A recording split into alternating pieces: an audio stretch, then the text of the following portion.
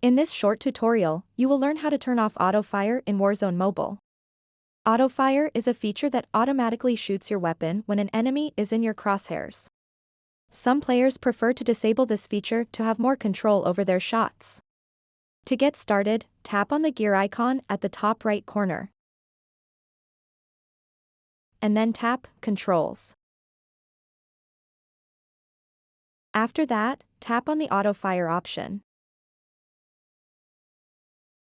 To turn off auto-fire on Warzone Mobile, tap and select Manual Fire or Custom.